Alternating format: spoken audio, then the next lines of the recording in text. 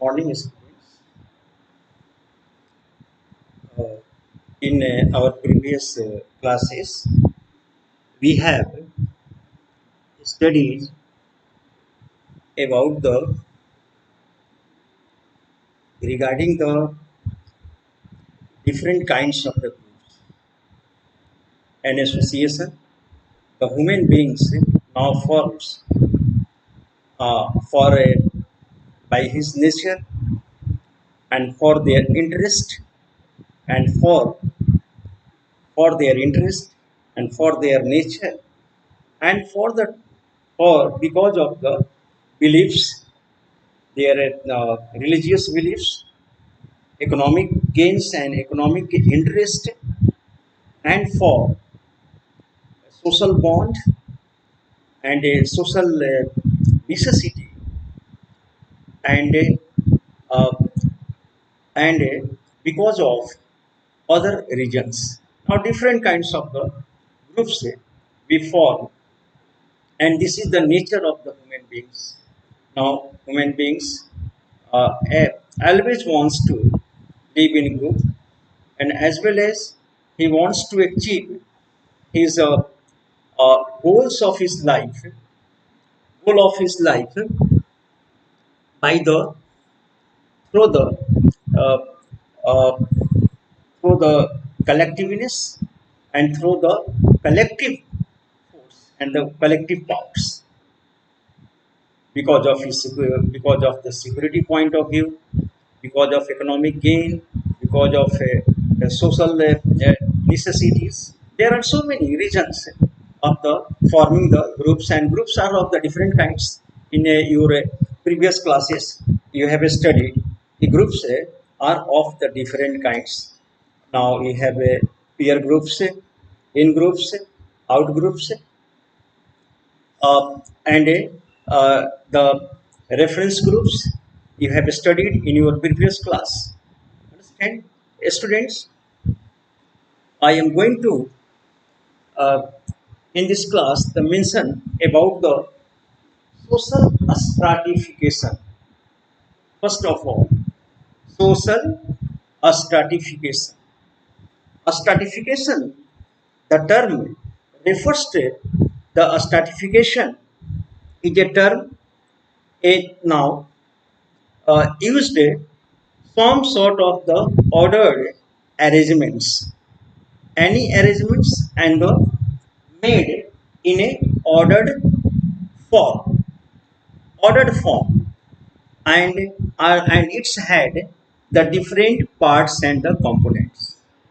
Any structure or uh, any social structure, yeah, economic structure, or the building, this all are the now structure.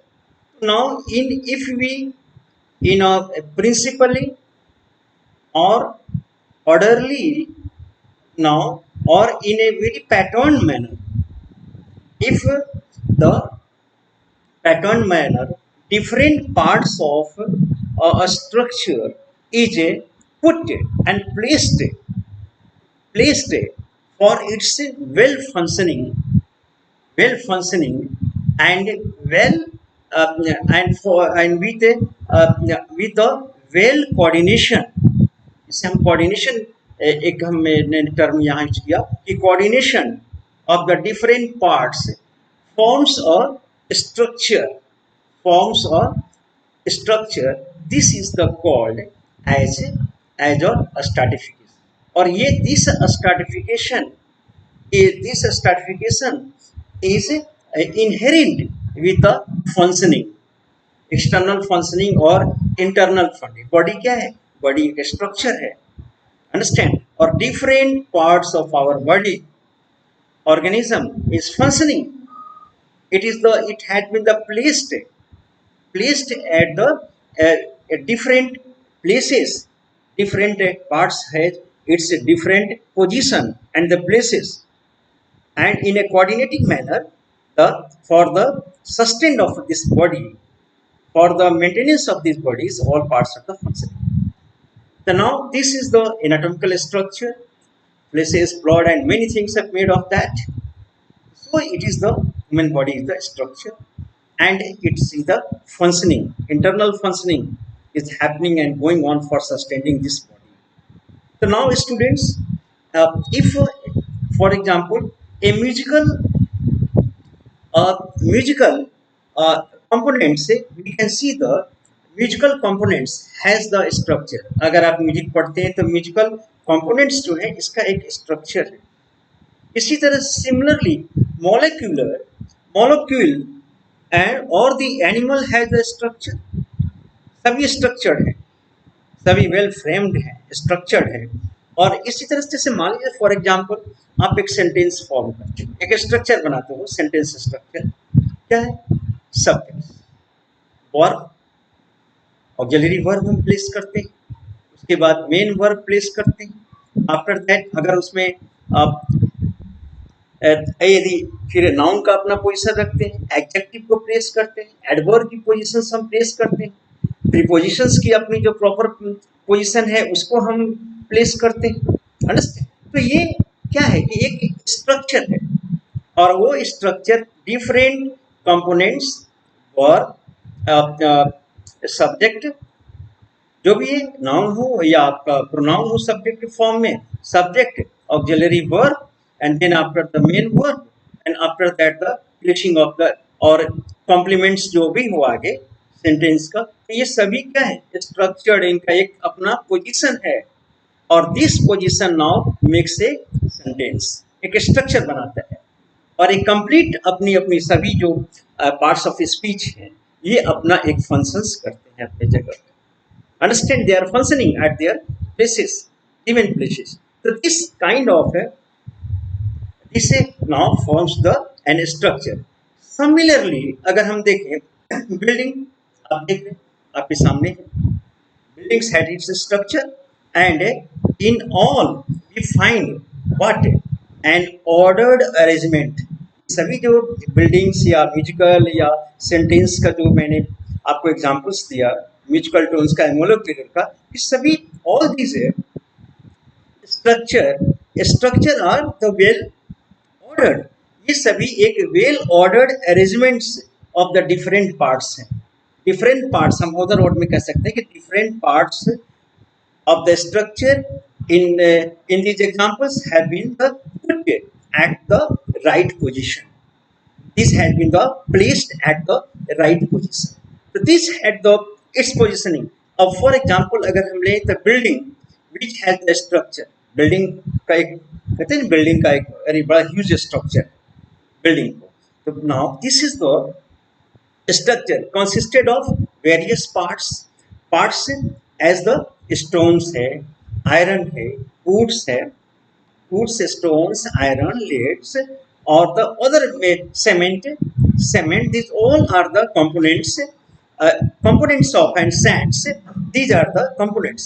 And now that structure and a structure that can be the called a building. और ये structure जब हम एक साथ मिलाते हैं, इसको positioning करते हैं सभी कंपोनेंट्स को, तो क्या है? ये एक बिल्डिंग स्ट्रक्चर कहते हैं इसको. और obtained only when these all parts components are properly ordered. इन सारे जो कंपोनेंट्स हैं इसको हम प्रोपरली, ब्रिक्स है, स्टोन्स हैं, वुड्स हैं और एक लेड है, ये सबको हम प्रॉपरली जब हम प्लेस्ड करते हैं या प्रॉपरली इसको अरेंज करते हैं ऑर्डरली, तो देन आफ्टर ये क्या करता है? This makes a form of a structure of building. Understand? तो this is the meaning of the structure. तो now students, an arrangement one in relation to the other, और ये स्ट्रक्चराइज हम करते हैं क्या? One into the relationship of the others. मेरे कहने का मतलब in a very coordinate manner से सबको हम स्ट्राइज करते हैं, स्ट्राइज और in relation to the others. Her part किसी भी स्ट्रक्चर का एक दूसरे से एडजॉइंट है, एक दूसरे पर वो डिपेंडेंट है. किसी भी स्ट्रक्चर को फॉर्म अगर करें तो अगर हम किसी पार्ट्स को उसमें से अगर हटा दें तो that will not form the structure. तो एवरी ईच एंड रिक्वायर्ड जो पार्ट्स हैं, कंपोनेंट्स हैं, वो स्ट्रक्चर्स के लिए is the very. Further, uh, here we see that अब इसी तरह हम बात करेंगे in the similar way society has the structure called the social structure जो मैंने लिखा यहाँ पे कि सोसाइटी भी क्या है एक स्ट्रक्चर है जिसे हम बिल्डिंग स्ट्रक्चर जैसे हमने कहा बिल्डिंग्स उसी तरह से social like that social structure है और ये दिस इज द कंपोनेंट्स और the units of social structure are हाँ सोशल बिल्डिंग के कंपोनेंट्स आप जान गए वी नो वेरी वेल तो जैसे फॉर एग्जांपल से stones और sands and like that. Similarly, on the other hand, जो हमारे सोसाइटी है सोशल स्ट्रक्चर है इसका कंपोनेंट क्या है persons persons are the components of structure and organism and a person is a human being and considered not just and the organism human being है वो organism ही नहीं है apart from that he occupy the position in social structure or human being just he is a human being considered not just an organism ये organism ही नहीं बल्कि वो एक क्या करता है सोसाइटी में क्या है ऑक्युपाई ये पोजीशन इन सोशल स्ट्रक्चर हमारा जो सोशल स्ट्रक्चर है सोसाइटी का जो स्ट्रक्चर है उसमें ह्यूमन बीइंग अपनी अपनी पोजीशंस पर वो है ऑल ह्यूमन बीइंग जितना हमारा सोशल स्ट्रक्चर है तो इस स्ट्रक्चर कैसे बना है पर्सन्स और ये पर्सन्स कहाँ है where they are placed at the in orderly arrangement at the different places at the different places the human being तो ये सभी कम all of these now makes the social structure formally even though persons are subject to change social structure persons are subject to change ये बदलते रहते हैं and such maintains the continuity इसके continuity जैसे somebody एक certain time में life का क्या है स्पेन ऑफ लाइफ हमारा एक डेफिनिट है after that is completing that span of life once die understand उसके बाद then after others birth happens तो ये continuity क्या है ये चेंजेबल है चलता रहता है बदलता रहता है क्योंकि ये ह्यूमन बीइंग से डेथ होती है बर्थ होता है उसमें स्ट्रक्चर्स में चेंजेज आते रहते हैं this is the subject to be the continuity and the changes second thing and अब हम एक डिफाइनिंग पॉइंट ऑफ व्यू देखें तो and structure an arrangement of the person in institutionally controlled जो पर्सन है स्ट्रक्चर में वो एक इंस्टीट्यूशनली वो कंट्रोल्ड होता है that person is and defined relationship जो वहाँ होते हैं उनके जो पोजीशन पर उनके रिलेशनशिप डिफाइंड जैसे मैंने मान लिया कि एक सोशल स्ट्रक्चर में या पॉलिटिकल स्ट्रक्चर में किंग्स हैं एंड सब्जेक्ट्स हैं तो दोनों की पोजीशन क्या है different positions they are at the structure political structure है मान लीजिए तो वहाँ पे और सोशल स्ट्रक्चर है तो वहाँ पे क्या है ये दोनों बोथ आर हैविंग द एक एट द टॉप है और एक सब्जेक्ट है एंड दोनों की अपनी पोजीशंस हैं और दो and both have its their now functioning and the role at their kings is playing the role as a king means governing and exercising the and controlling the law and order, now maintaining the law and order and defending the country and collecting the tax. Something uske lots of roles the kings had and making the prime decisions and the top decision. Similarly, the subjects have they have to be they have the duty to obey duty they have the duty to obey the orders of the king. ये क्या है इनका duty similarly अगर if you see that now the husbands and the wife they are also constitute a structure बहुत little structure हो components करते हैं little husband and wife एक छोटी सी स्ट्रक्चर बहुत लेकिन they had the duties now the husbands had the duty towards the wifes towards the wife and towards wife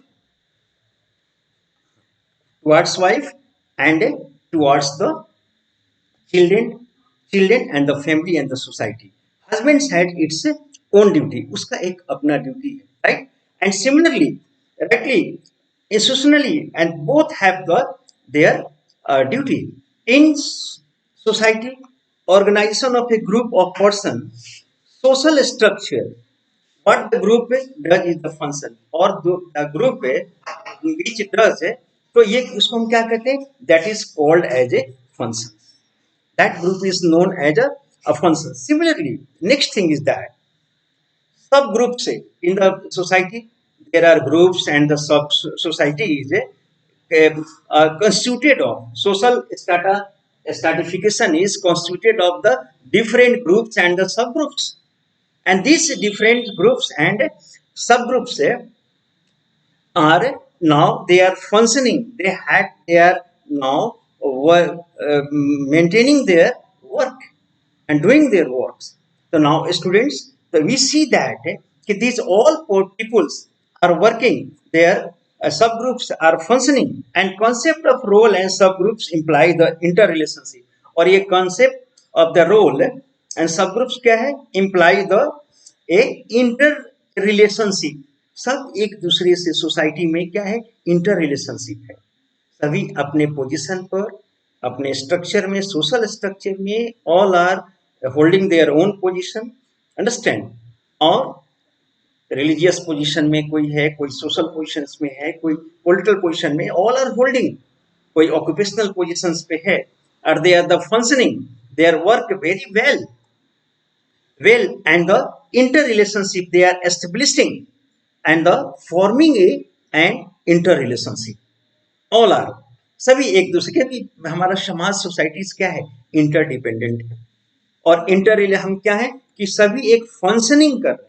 समाज society is now working and the sustaining and its continuity is sustaining because all the social elements means persons are holding the certain position in the society and all are the working and forming a holding the different, and they are the orderly arranged and forming a structure, and that structure is functioning, social structure is functioning according as the obligation now placed obligations held by the different social groups and people and subgroups, whosoever is now playing, everyone is playing their his or her own role. Understand? So now we see that students, कि further social structure, subgroups, role occupants are expected to fulfill obligations to other people. Example है in family, husbands, मैंने पहले भी किया, husband is now working. All groups are interrelated and subject to the social norms, or every group is the subject are the interrelated and subject to the social norms. Social stratification कैसे, सभी हम क्या है, we are the tied with the social norms, we are the governed by the social norms. ऐसा नहीं, हर आदमी, everyone, whether we हो, आप हो, या whether I, सभी social norms all are now going and all are now obeying and all are tied कहेंगे या stipulated in a social norms, constrained by the, हम कह सकते हैं दूसरे वर्ड में कि constrained by the social norms. Understand sir? तो आप समझिए कि स्ट्रक्चर क्या है, एक स्ट्रक्चर, सोशल स्ट्रक्चर क्या है, कैसे स्ट्रक्चराइज्ड होता है, एक स्ट्रक्चर कैसे सोशल स्ट्रक्चर बना है, डिफरेंट सब ग्रुप से, डिफरेंट पर्सन से, holding a particular in the orderly arranged है, एक पैटर्न मैनर में सोसाइटी है, और everyone is a functioning within that social order. Within that social order हर सब एक हायरार्की है, कोई किसी हाई पोजीशन पे है तो कोई लो पोजीशन पे है, कोई लेबर है तो कोई ऑफिसर है, समवन, कोई रिच है तो कोई पुअर है. I am talking about that order according to their, मान सकते हैं कि एबिलिटी हो, अकॉर्डिंग टू, या हमारी according to social norms. All are holding and all are functioning and the fulfilling their obligation. Here the students now social structure या social stratification तो अगर हम रेफर्स करें, it is the existent of structured inequalities. हम जो पढ़ने जा रहे हैं, आपका जो ये अभी स्टडी करने जा रहे हैं सोशल स्टडी, तो बेसिकली जानते हैं इकोनॉमिक पॉइंट ऑफ व्यू से मेटरलिस्टिक एक्सेस के अकॉर्डिंगली हम पढ़ेंगे, यानी कि rich and poor, haves and haves not. That will be the focus here. We are going to in this topic में हम ये पढ़ने जा रहे हैं कि इस आपके टॉपिक में कि स्ट्रक्चर्ड, यानी कि मेटरलिस्टिक स्ट्रक्चर, मेटरलिस्टिक से हैविंग्स किसके पास है, मेटरलिस्टिक एक्सेस किसके पास है, और कौन हैव्स नॉट है, यानी कौन power and position and the position, gold and glory, power and position किसके पास, according to that is now economic and materialistic position and the gain in society now fixes your activities, all walk of life. और हमारे जीवन का हर पहलू है, social है, economic है, political है, रिलीजियस है, ये सारी जो हमारे जो एस्पेक्ट्स हैं डिफरेंट, ये कौन गवर्न करता है, how accessibility of and your materialistic access, your material access haves you. तो आपका क्या पोजीशन है सोसाइटी में, या सोसाइटी में आपकी क्या फंक्शनिंग है, all determines your access, your materialistics. तो now here between the society in terms of their access to material, symbolism, reward, आपके पास मटेरियल या क्या है, आपके पास क्या है, how much you are earning, how much you are gaining, through that how much you are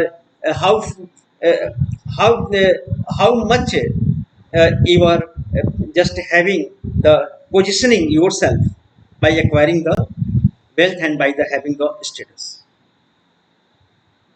Understand? This is the so thus stratification can most simply be defined इसको किया structured inequality।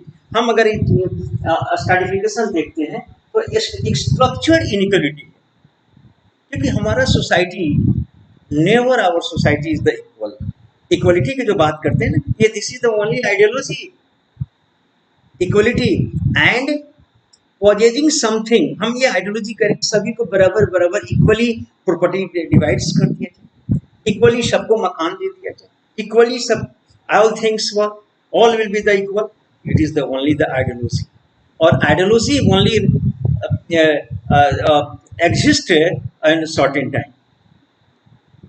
तो समाज, जैसे आपसे बात करूं कि सोशोलॉजी क्या है या कम्युनिज्म क्या है, this is the kind of ideology, सबको बराबर बराबर कर दो, लेकिन one thing never forget that capitalism is a nature of the human beings, basic nature of the human beings capitalism, और human beings never can be the equal, never.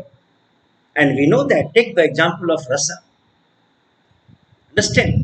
Only ultimately the world winner is who? Capitalist. Capitalist। मेरी बात उधर हम Depp में नहीं जाएंगे, हम लोग अपने कोर्सेस लाइन पे रहते हैं। Now here is the often social inequalities between different groupings of the people। हमारे सोशल स्ट्रक्चर में आप समझ लो डिफरेंट ग्रुप्स के लोग हैं, स्ट्रक्चर में, सोशल स्ट्रक्चर में डिफरेंट ग्रुप्स के पीपल, कोई रिच है, कोई पुअर है, कोई मिडिल क्लास है, कोई हायर क्लास है, कोई हाई पोजीशन पे है, हायरार्की में डिफरेंट आर द। तो ये क्या है सोशल स्ट्रक्चर, इसका सिनोनिम्स क्या है, इनइक्वलिटी। सिनोनिम अगर हम ये करें, सिनोनिम्स इसका क्या है, इनइक्वलिटी। एंड मोर ओवर, जैसे सोशल आप देखिए स्ट्रक्चर, ट्रस्ट देखिए, geological layering of the rocks in the earth surface में देखा जाए तो क्या है, लेयर है ना, लेयर। उसी तरह से सिमिलरली सोसाइटी क्या है, लेयर है, हायर और लोअर क्लास का और मिडिल क्लास का। वेरी सिंपल आप समझ सकते हैं कि society just refers the inequality in society, and that structure is in form of higher and lower or middle and ordering and arranged manner. Is it clear? That is the inequality means the this social stratification is the synonyms of synonyms of the inequality, और ये inequality क्या है? Higher and middle और lower structure से ही बना social हमारा structure है, तो ये represents the inequality. Upper further, let's move ahead. Now this is the consisted of strata. Society can be seen as the consisted of strata in a hierarchy with the more favored at the top. अब ये हमारा society का, इसको हम क्या, जैसे मैंने कहा ना कि top, middle class, modern sense में मैं बात कर रहा हूँ, एंशिएंट सेंस में जैसे कि कैपिटलिस्ट क्लास हुआ, मिडिल क्लास हुआ और लेबर क्लास हुआ, अंडरस्टैंड? तो इसमें जो स्टार्टअप बना तो इसको हम हायरार्की कहते हैं।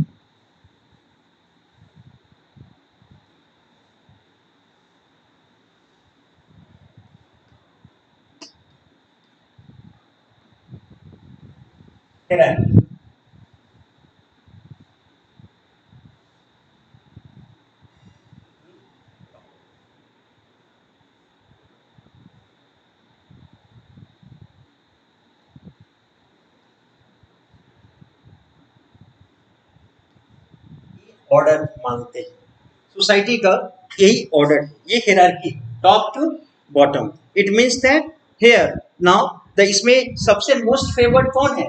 जो कैपिटलिस्ट क्लास यहाँ बैठा है, कैपिटलिस्ट। फिर अगर मान लेते हैं मिडिल क्लास में, अगर हम हायरार्की आपको मिडिल क्लास सोसाइटी में है, फिर आपको वर्किंग क्लास हम मानते हैं, वर्किंग क्लास। तो ये हायरार्किकल ऑर्डर हमारा सोसाइटी स्ट्रैटिफिकेशन। ये क्या है? ये स्ट्रक्चर क्या है? हायरार्किकल स्ट्रक्चर है हमारा। Social structure is a hierarchical structure. Order की बात में ऑर्डरली अरेंज्ड है।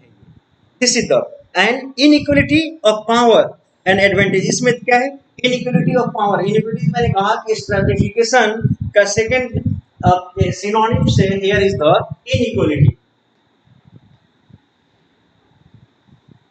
इनइक्वालिटी, तो इनइक्वालिटी मींस यहाँ पे कैपिटलिस्ट क्या है? It is the most powerful class and most powerful और एडवांटेज क्लास है। मैं एंशिएंट इंडिया की और स्ट्रक्चर की बात नहीं, अभी भारत के स्ट्रक्चर से मैं नहीं आ रहा, हम यूरोपियन स्ट्रक्चर की मैं बात कर रहा हूँ। भारत इंडिया में भी है ये स्ट्रक्चर, लेकिन ज़्यादातर डोमिनेंट जो है हमारा एंशिएंट स्ट्रक्चर अभी तक डोमिनेंट है। लेकिन अब because of the modernity that is the which going under changes, understand? तो मैं यहाँ पे capitalist, middles and working class I am talking about that. And moreover advantage because of crucial place of stratification in organisation of society. इस social organisation में ये कोई advantage class है because they have the positions, structured position in the society. This is the for because of crucial place of stratification in the organization of society। इस organization of society में ये placed हैं already, और ये placing कैसे हो रहा है? How? Because of materialistic gain। ये ranking कैसे हम कर रहे हैं? Materialistic gain के आधार पे। Rich and poor and middle class, haves and haves not, and something haves, little haves। तो ये I am now structurising this on this basis and further now every aspects of life individual and household is affected by stratification. और यहाँ पे every aspects of the life, चाहे social, political, economic, cultural, ये तीनों का, three of this, now every walk of life is affected by the this structured by this household affected by stratification। Stratification क्या है? कि now they are the structured in this block on the basis of their materialistic gain or the income। और accordingly their household is being, जो household है इसका होगा capitalist का जो प्रिविलेज्ड होगा लाइफ में, वो that he is not getting. क्यों? ये इससे सोशल स्ट्रक्चर पर है, लोएस्ट सोशल स्ट्रक्चर पर। So he is not getting here. The working class is not getting like the capitalist class. So entire life of working class is being affected by his position. Why he is at position? He is the have not. He had to depend on the capitalist factories and the capitalist job provided by capitalists. And capitalists have the all kind of the advantage of power and the economic. So let us see here we can see the stratification. Moreover, every aspects of the opportunity for इसमें आप देखिए कि they are holding the opportunity for health. Capitalist will get much health opportunity, जैसे longevity है, long span of life किसका रहेगा? Capitalist का. Longevity of the life, health, and now education, success, fulfillment in the work, और further points है आपके influenced all are unequal distributed in systematic way, और यहाँ पे क्या है unequally distributed, यहाँ पे political influence, good medical health, longevity, long span of life, here no medical facilities, understand, no longevity of the life, and no power and position, और and the political influence, इसका political influence भी रहेगा। capitalist can कैसे, capitalist can now can change the legislation of a country। हर देश में आप जाइए, America में या कोई भी भारत में भी अगर कुछ एक्सटेंट में नहीं कहूँगा ज़्यादा कि जो लेजिस्लेशन से लॉज जो बनते हैं वो कौन इफेक्ट करता है? Capitalist class.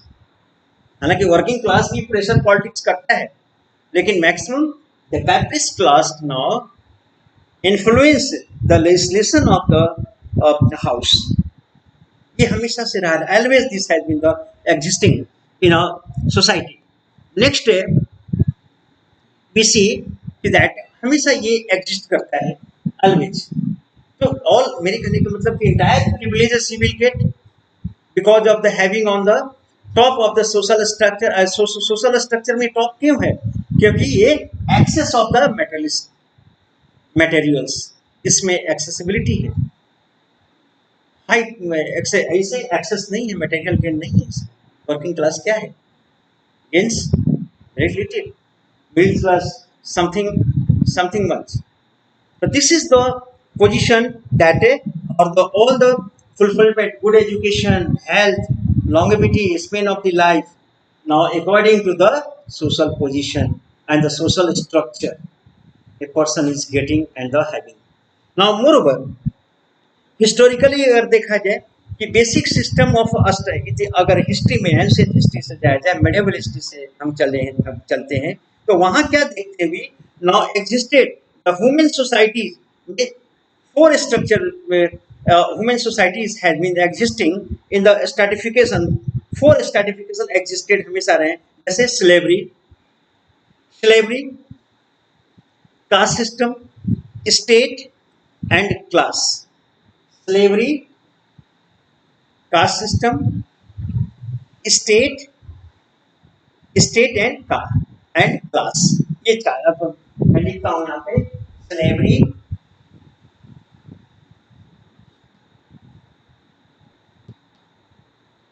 कास्ट,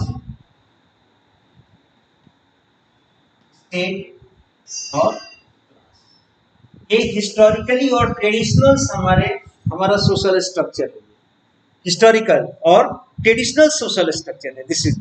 और अकॉर्डिंग स्लेवरी में क्या है? What is slavery system? Where a person is owned and possessed by the other person, this state is called the slavery, जिसमें एक व्यक्ति किसी दूसरे व्यक्ति का एक संपत्ति की तरह उसके पोजीशंस में रहता है, like owned by the wealth, और total he works under the total control of his master। जो पॉजेज उसको करता है या जो मास्टर है वो टोटल कंट्रोल उसे करता है। And this slavery owned by others और existed sporadically at many times and places, हमेशा एवरी मेनी टाइम्स, यानी मेडिएवल या मॉडर्न मॉडर्न एज भी एक स्लेवरी का है, आप पे दिखाई नहीं देता लेकिन इनविजिबल स्लेवरी है मॉडर्न एज में भी, हम नहीं समझते लेकिन वी शुड अंडरस्टैंड दिस। आज भी कैपिटलिस्ट, क्योंकि देखो अब कार्ल मार्क्स ने पूरे इंटायर हमारे हमारे हिस्टोरिकल सोशल स्ट्रक्चर का वो कहता है कि only two class exist social structure, कि हैव्स एंड हैव एंड अगर हम स्लेवरी सिस्टम को देखें तो वहां पे कौन एग्जिस्ट कर रहा है, who is existing the master and slave, इसकी मैं भी बात कर रहा हूँ। तो वहां पे क्या था कि person master owned and possessed over the total possess a person, एक व्यक्ति को कंप्लीट रूप से उसको उसकी संपत्ति की तरह एक वेल्थ की तरह लाइक द उसको पॉजेज अंडरस्टैंड। वो एक स्टेट, उस स्टेट में सेकेंड स्टेट क्या है, अब उसका फॉर्म चेंज हुआ मेडिएवल में, तो peasants and feudals, feudal lords and peasants class. Next में अगर आया जाए थर्ड स्टेज आया मॉडर्न एज का, यहाँ पे कैपिटलिस्ट और working class. These working class has like the slaves or haves and have not always existed in our society in a or in every age phase of the history, her phase में, लेकिन in the different form में बदलता गया form. लेकिन आज भी slavery है। आप कहेंगे सर स्लेवरी सिस्टम तो खत्म हो गया, everything is, but slavery is existing in very refined or a very sophisticated manner जिसको कहते हैं, हम देखते नहीं हैं लेकिन slaves, you will understand later on by your study. Second thing is that slavery, now there is two major example of system of slavery, जैसे मान एंशियंट में, तो एंशियंट टाइम में अगर देखा जाए कि slavery system was first time existed in the Greek, उससे भी पहले हम देख सकते हैं स्लेवरी सिस्टम। अगर हम देखते हैं मौर्य पीरियड में, आप कौटिल्य पढ़ेंगे तो उसमें बहुत दासों का दास जो है दास सिस्टम, तो ये तो हमारे आर्यन पीरियड से ही दास है, आर्यन एंड दस्यु, तो that was the slavery system. Now Aryans came in India and made the slaves, दासों को उन्होंने क्या किया, जो ओरिजिनल इनहेरिटेंट्स थे भारत के, उनको उन्होंने स्लेव बना लिया, made the slaves and under their complete possession and control। तो ये स्लेव से मौर्य पीरियड में भी हमें कौटिल्य के अर्थशास्त्र में many of the slavery systems भी फाइंड किया। फिर अगर हम आ जाए इधर, we come here now come down to the air, तो वहां पे हम ग्रीक एंड रोम में भी स्लेवरी सिस्टम संभालते। रोम आगे रोमन हिस्ट्री आप पढ़ेंगे अक्रॉस द कॉन्टिनेंट्स में, वहां पे स्लेवरी सिस्टम कैसे एग्जिस्ट करता था, you can study, you will study later on। and further अगर देखा जाए सदर्न स्टेट में, यूनाइटेड स्टेट्स अमेरिका आप देखिए 18th और 19th सेंचुरी में तो स्लेव ट्रेड हुआ, स्टार्ट हुआ ना, सबसे पोर्तुगीजों ने पहले अफ्रीका में गए वो, क्योंकि at the Europeans possess the different continents after the geographical discoveries के बाद उन्होंने क्या किया कि for their plantations possess the America, possess the African lands, possess the Asians and many islands, and where they need what, they slaves and working person। तो ये slaves and working person कहाँ से आए, ये अफ्रीका से। Triangle आप पढ़े होंगे 10th में, आप पढ़ के आए होंगे कि ट्राइंगल स्लेव ट्रेड से स्टार्ट हुआ, Africa, Europe and southern America. और दिस इज द रीजन कि दैट स्लेवरी नाउ एक्जिस्टेड, और at the time slavery was supposed to be the relevant for the whole world। तो slavery system था इस social structure that was the existing.